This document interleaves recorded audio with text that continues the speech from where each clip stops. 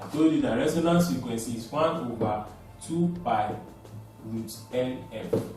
It's very easy. Just insert all in, then you have a 1 over 2 pi root. What's L? 5. What's C? 5 exponential minus 6. By the time you punch your calculator all through, you'll be able to obtain the resonance frequency here. You know, this is 2 times pi, that's your 44 over 7. Since your pi is what? 22 over 7. So when you start this in, you have 44 over 7, and you multiply it by the square root of 5 times 5, you have your 25 times 10 to the power minus 6. Square root of 25 is 5, you bring out your 5, then you have then the square root of 10 to the power minus 6. So by the time you punch your calculator all through here, you're able to obtain a resonance frequency. It's very, you can see that it's very straightforward. There is nothing strange in it.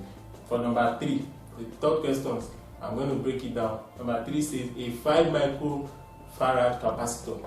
A 5 microfarad capacitor is placed under a 200 volt RMS. Are you seeing it? Anyone they put RMS, just know that we are talking about this formula. VRMS equals V0 over root 2. Very easy. We now say calculate the RMS current that flows in the circuit. You understand? Now, we're given capacitor to be what? 5 microfarad. Are we saying across a 200 with 100 what? Hertz. Right? Now, it means that this particular one is talking about your what? We need to get our impedance. Now, mind you, impedance of resistance our capacitor is given as square root of, that's the impedance. Impedance of that is square root of what? Square root of your reactance of a capacitor square plus what? R square. Are we getting it? That's the formula I gave the other time. Now, your reactance of a capacitor, if you calculate that, that's your RSC. So your SC is given as 1 over 2 pi FC.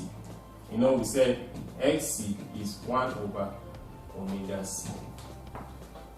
Are we seeing it? So by the time you put in this in here, you have something like this, and you just give 1 over 2 pi times F.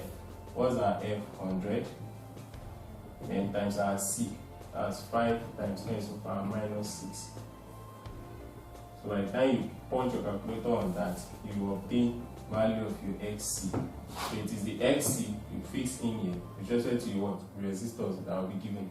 You understand? And you'll be able to obtain your what? Reactance.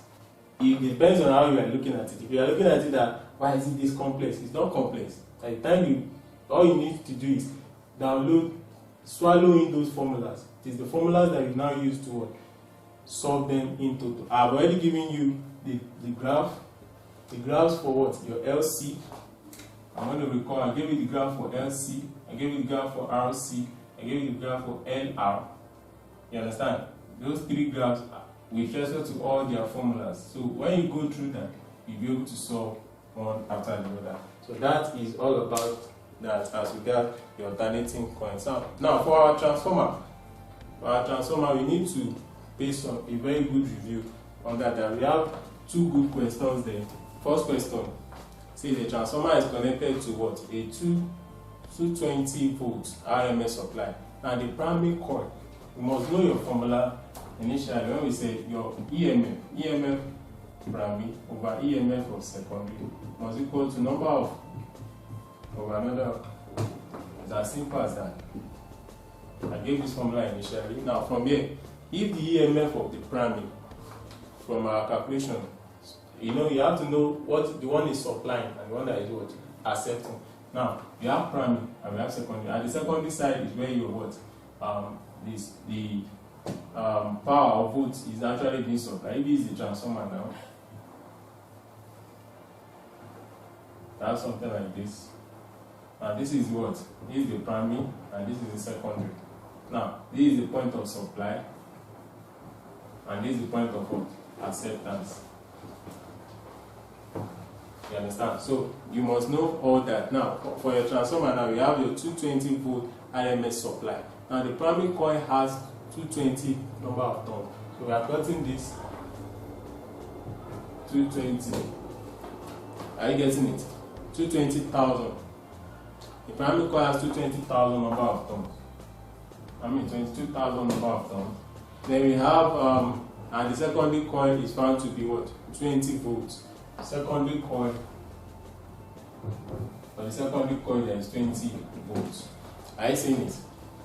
We now say calculate the number of turns in the secondary coil. What are we now? A transformer is connected to 220. We have the EP as well, 220. So what are you looking for? You are looking for this. So for your your NS automatically become 220. 20 cross multiply 20 times 22,000 divided by 220. So by the time you compute 0 cancel 0, this is 1. There you have 2,000. So your number of coil, you write it there, the number of coil or number of turns. Let me see, the number of turns at what? At secondary equals 2,000. That's the 2,000 windings that we will use for your secondary section. It's as easy as that. Number 2, convert all an alternating current generator into a direct current generator. Now, if you want to convert alternating current, I said it the other time, AC current generator. If you want to convert it to DC, AC current generator uses what we call split ring. Please note that AC current generator makes use of split ring. But if you want to convert it to DC current generator, you change your split ring to what? Slip ring. You have to be very careful. For slip ring, there are actually 2 rings, something like this. Is there in your diagram? This is a what? A slip ring. For your split ring, is only 1 ring that is being splitted. Do you understand? There's only 1 ring that is being splitted. It's called split ring. Sorry, it's like this.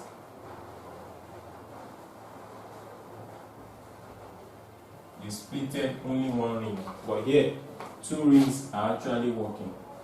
You understand? So for the 2 rings, it's called slip ring. It's for your DC, while your AC makes use of only what? 1 ring, which is what? The split ring. So I think that has been done. The third question says that the force F expressed by a current carrying conductor parallel to the magnetic field. I always tell you it's parallel. Your F is what? BIL sin theta. You understand? Any particular direction, any particular movement of charge that is parallel to the horizontal, it means that my sin theta is called sin 0, and sin 0 is what? 0. So all that makes my force to do what? 0 Newton.